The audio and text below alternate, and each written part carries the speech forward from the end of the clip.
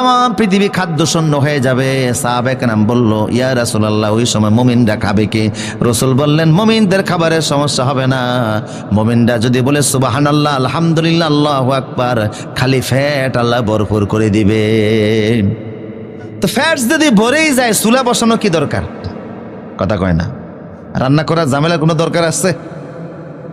Automatic মুমিনের ব্যবস্থা, সুতরাং কোনো টেনশন আছে? ওমাইয়াত্তাকিল্লাহ ইয়াজআল লাহু মাখরাজা, যে ব্যক্তি আল্লাহকে ভয় করে এমন ভাবে আল্লাহ তার রিজকের ফয়সালা করবেন, সে টেরও পাবে না। একবার এক সাহাবী গিয়ে রাসূলের কাছে বলছে, হে রাসূল, আমার ছেলেটাকে অপহরণকারীরা অপহরণ করে নিয়ে গিয়েছে। আপনাদের কষ্ট হচ্ছে মনে হয় না? অপহরণকারীরা নিয়ে গিয়েছে। হে রাসূল, এখন আমার স্ত্রী আর আমি দুইজন অভাবী মানুষ, ছেলে উপার্জন করতো, এখন ছেলে তো নাই, সংসারও চলে না, না কে আছে? রাসূল বললেন, যাও গিয়ে নামাজ পড়ো।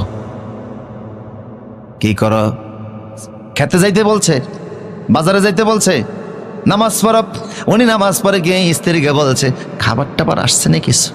বউ কয়, আপনি বাজার করছেন নাকি? কয় না। তাহলে খাবার আসবে কোত্থেকে? আবার গেছে, হে রাসূল, আমার ঘরের ভিতরে কোনো খাবার নাই, স্ত্রী বিপদের মধ্যে আছে, না খেয়ে আছে, ছেলের অপহরণ করছে। রাসূল বলেন, যাও নামাজ পড়ো। সুবহানাল্লাহ বলেন। এরকম তিনবার তীরে নামাজে গেছেন। তৃতীয়বার নামাজ পড়ে আসার আগেই স্ত্রী দেখতেছে ঘরের ভিতরে যেই তৎকালীন আমলে ওই আটা গম বাঙ্গানের জন্য জাতা ছিল। কি ছিল? মুরব্বীরা দেখেন নাই জাতা? হ্যাঁ, এগুলি এখন জাদু করে রাখার মতো জিনিস। জাতা ঘুরতেছে আর চারদিক থেকে আটা ফুটতে আছে। স্ত্রী ঘরে যত পাত্র ছিল সব পাত্র আটা দ্বারা ভরপুর করে দিয়েছে।